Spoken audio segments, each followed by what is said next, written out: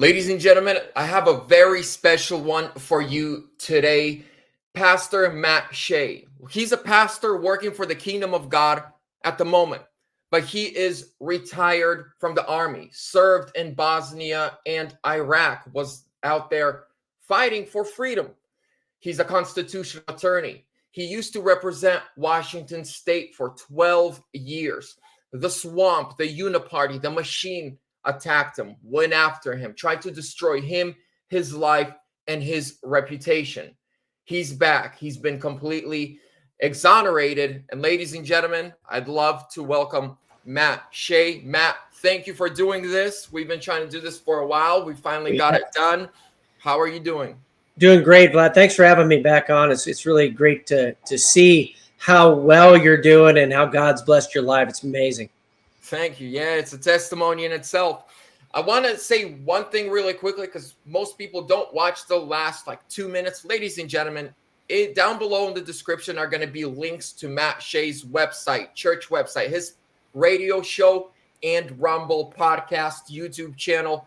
Go subscribe, show him support. He's fighting for our country. He's a big MAGA supporter. Matt, please share of what you were doing as a state rep and how the Uniparty went after you. I mean, I remember before we really even knew each other, reading the articles, and I was like, that's not the guy I see at the dinners every now and then at my brother's house or somewhere else. And it was, share a little bit. Yeah, I mean, when you go into the swamp and you start exposing things, they don't like that. And so, my background in counterterrorism and fighting terrorists overseas brought that to the legislature and started to expose the networks of Antifa, the Socialist Rifle Association, the John Brown Gun Club, Redneck Revolt, other communist organizations and other jihadi organizations here in the United States. And as soon as you start to do that and you start to stand up for principle, of course, they're going to try to come after you, and you need to be ready for that. And also, I called attention to election integrity in the legislature because in Washington State, we've been dealing with this for almost 20 years now. And right with that, what I learned was that when you do mail-in voting, it's usually fraudulent.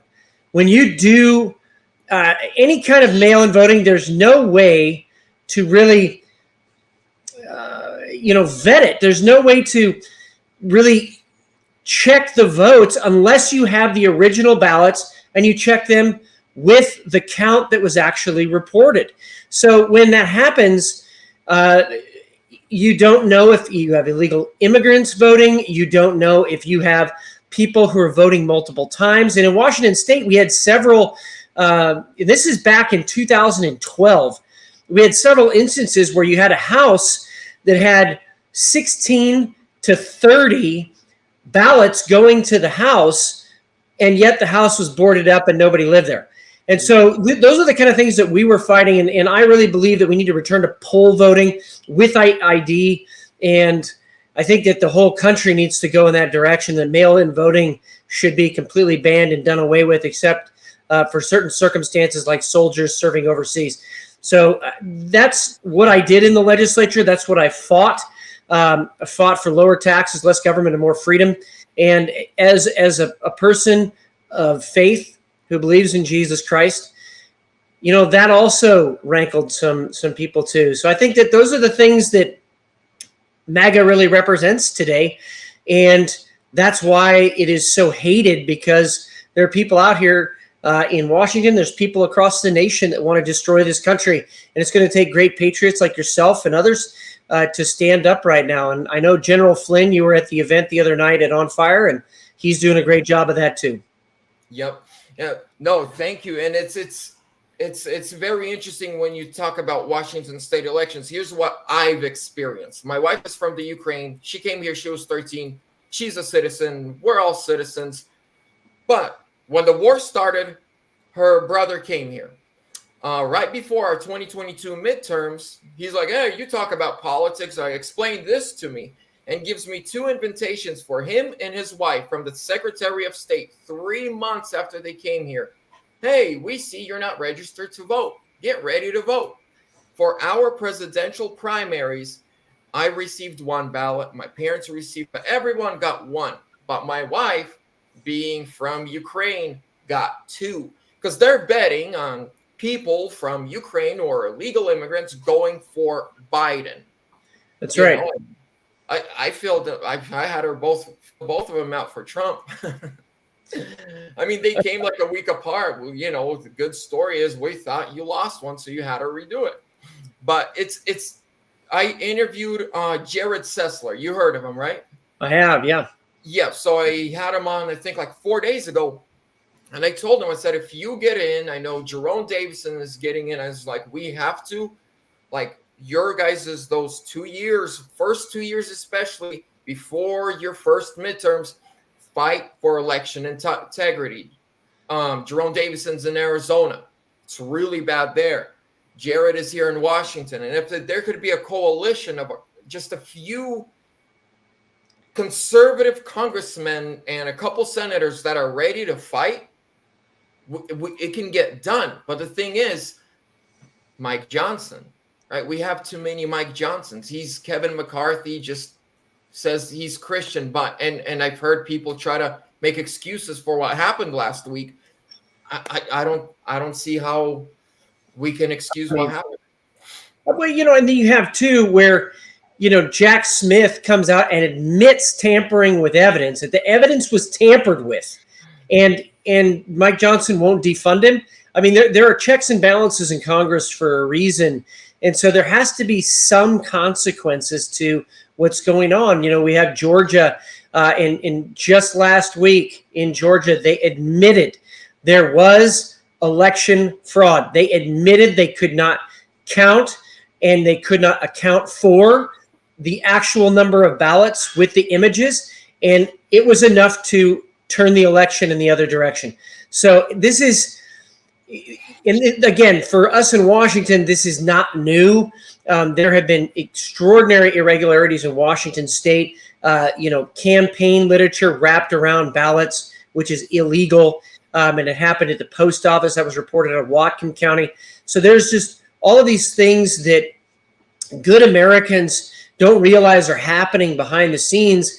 And it's going to take all of us to stand up in whatever county God has planted us in to say enough and no more. Yeah, it's interesting. And today when I was doing my show with George, I called it divine intervention. A lot of people thought 2020 is over. Forget about it. Let's go for 2024. But then Georgia, Wisconsin, I keep forgetting that lady's name, the one that then bragged. She used to run Wisconsin elections. She bragged how she printed over 63,000 ballots in the middle of the night and dumped them for Biden. She's gone. The Democrats got rid of her. Then the people voted no more Zuckerbucks, right? People with outside influence cannot funnel money in their election. So we're seeing these things happen in all these different states, and it's like 2020. But this is going to play huge into this upcoming election. I want to go back a little bit to what you were sharing, how the swamp went after you and what happened 2 days ago. Share a little bit more about that. That's good stuff. Yeah, absolutely. So I was attacked in the legislature viciously for exposing those terrorist networks on the left, and they tried to paint me as the terrorist. That all of the ethics charges, all of that stuff was dismissed. It ended up being that they lied publicly about the nature of it. It was all political. It was all based on newspaper articles, which, as you well know, are really meaningless and irrelevant. And then just the other day, the Washington State Bar Association sent out an order that said all bar related complaints were dismissed. And so total exoneration. Now, this all really started when a whistleblower named Larry Wooten came forward with a memorandum. I was given the memorandum as a legislator, and I blew the whistle on what the federal government was doing in Nevada, particularly with solar farms and the land of Cliven Bundy. And when that came out, it was 250,000 views on YouTube, and the the federal judge down there in Nevada threw the case out, excoriated the prosecuting attorneys for misconduct, and threw the case out, dismissed it with prejudice. And so, we don't hear a lot about this stuff, but the federal government doesn't like that when they lose a case that badly and all of those things get thrown out. And that was also kind of part of this as well, blowing the whistle on, these rogue bureaucrats that have really not just ignored, they just trampled on the Constitution of farmers and ranchers throughout the Western United States. And so that played a little bit of a part in this as well. But right now, total exoneration. And, I think it's important for everybody to hear these stories, because you hear about people fighting all the time, like President Trump, but there is light at the end of the tunnel. There is hope. And 2024, I believe, is a year as we stand up. We're going to see America restored. We're going to see the constitutional republic restored. We're going to see a change of direction back toward Jesus Christ. Amen. No, and that's I was actually on Frank's speech. They invited me on to talk about the spiritual side of it, right? Kind of like what's happening. And I shared from Genesis chapter 1, when God created man, he said, go subdue and have dominion. Some humans are going to subdue and have dominion over the earth. It's either going to be the children of God or the children of disobedience. And I think now a lot of people are waking up. We see people who would have never run for office now getting up. Me, I could care less about politics 4 years ago. But on election night, I think I shared with you, it was supernatural. It was not normal. I could, for the first time in my life, I literally slept like 2 hours because I was worried. I was like, it's a system I thought is the greatest in the world, is the fakest. And I see there are other people rising up. They're getting interested. They're getting involved. They're school boards, right? Even some like Alex Stein. Yes, he comes at it from a comedy side, but using comedy, he exposes, the idiocracy or the stupidity of the left. Now, what do you think? I want to jump, your constitutional attorney with Trump. How do all these court cases end? Because what you just said about Jack Smith, I looked into that. If evidence tampering is a Class C federal felony, 2 to 10 years in federal prison with like a $10,000 to $15,000 fine. Is any of that going to happen? Well, I think that if Trump gets elected, that would happen, because there would be a new attorney general, and there would be new district attorneys around the country. But right now, I think that case with Jack Smith is done. I mean, from a legal standpoint, it should be dismissed. It should be thrown out. It's done. Regarding the Stormy Daniels case, that was a train wreck the other day with Stormy Daniels testifying. Absolute train wreck for the deep state attempt to defund Trump and to go after his wealth, which is really what many of these cases are. They're trying to bleed him dry. I think that case is done. I think the case with Fani Willis is done.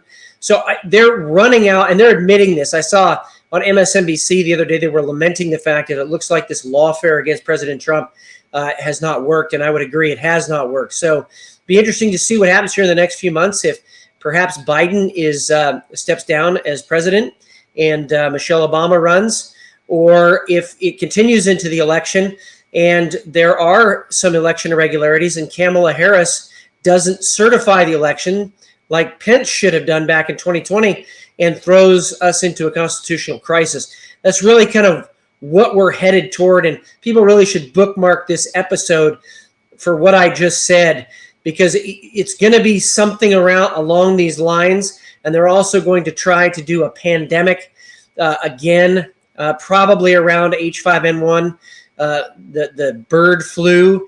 And then also you will see some kind of a significant escalation in the world, either in Eastern Europe or the Middle East, or both. So we're going to see that happen toward the end of the year in the election cycle. What do you think of this? This is something that I've thought about a lot. Nothing's worked. Right now, they all regret doing what they did in 2020, because Trump would have been just getting ready to leave forever. He's back, more support than ever, stronger than ever, more angry than ever. He wants vengeance. They raided his home. They went through his wife's, underwear, just like what, very angrily, any husband. Now they are like, okay, what? And then I thought about, well, if they were to try pandemic, people aren't falling for it. You see, people are like, nope. No. Then let's say if they said we're going to war, people are just going to refuse to go and die for Ukraine or Israel, right? Third, okay, well, what if they try to go to war? People would just go do what the Constitution in the page 1 and 2 tells the people to do if the government becomes tyrannical. And so now they just want to cause chaos, problems with the border, in the Middle East, with Russia, with China, with the economy, and then have Trump come in and just have his hands tied the entire time. So just those 4 years, he's not focused on getting them. He's focused on just barely keeping the country going. Yeah, that's very interesting. There is a plan for them to mobilize for post-election. In fact, a lot of what they're doing right now with these Palestinian protests is because this is what's called the red-green axis for your listeners. So this is the jihadis and the communists coming together. Carlos the Jackal famously said that it was going to take a coalition of Islamists and Marxists to overwhelm Christianity in the West and the United States. And that's what we're seeing right now. And they're using these Palestinian protests as a recruiting ground for post-election to try to overwhelm with civil unrest before and after the election. So I agree with you. There's actually a memorandum written in 2017 by a friend of mine named Rich Higgins, who passed away last year. Rich wrote a memorandum to President Trump at that time and told him what was coming against him. Now, Rich was a strategic planner for the National Security Council. So this is a guy who spent his entire military and intelligence career analyzing our enemies and also giving the solutions to it. And so he put out to President Trump what was coming against him and what the solution is. And the solution for a color revolution, which is what we're facing right now, this is a color revolution by the communists, by the Marxist-Leninists, by the jihadis here in America. The solution is for millions of people to stand up all at one time and speak the truth. That's how you defeat a color revolution. And there are two strategic tacks that the communists have taken over the years. The first is through deception, and the second is through force. And right now, the deception line, like you said, is failing. And so I believe they are going to try to move to force, that meaning civil unrest, rioting, and then trying to tie Trump down so much with all the drama that's going on that he can't really accomplish anything. But I believe we're going to have grace in this election. Amen. I remember at Kingdom Domain this year, I got to run across Samuel Rodriguez, and I asked him, and he just with this calm face, he's like, "We're going to have grace." He's like, we're going to get through it. We're going to be fine. Well, this is the last question I ask everybody, for the last couple months. Now, we've kind of already talked about it, but specifically November 5th, 2024, what do you think, how do you see it, most likely outcome? I think Trump is winning. I think Trump has a very, very high likelihood of winning. And I think that they're trying to scramble right now to stop that at any cost. And so, if you were going to ask me, like, what can the average American do? Well, first of all, on social media, start turning that into an amplification platform for the truth. And it's already happening. But it's so important for people just to do one click and like a page, follow it, and share. It's so easy to do that. Share it with your friends and family and make sure that you're not assuming or presuming that they know what's actually going on. We have a real-time intelligence channel for Patriot Radio, which is a radio show that I host. And we do on Telegram real-time intelligence so people can actually share that with their friends and family so they know what's going on in the world. So sharing information, number one, is the most important thing that we can do in the run-up to the election. Number two, we have to be registered to vote. Christians are the largest voting bloc, patriots and Christians together, the largest voting bloc in America. It's also the largest voting bloc in America that is not registered to vote. We have to register to vote. And then third, it's the largest voting bloc in America that is registered to vote, but that doesn't vote. So we actually have to get out there and vote. It is a lie that your vote doesn't count. We have to get out there and vote. And I'm talking all the way from the local elections to the federal level. Now, here in Washington, it's filing week. Filing deadline is today.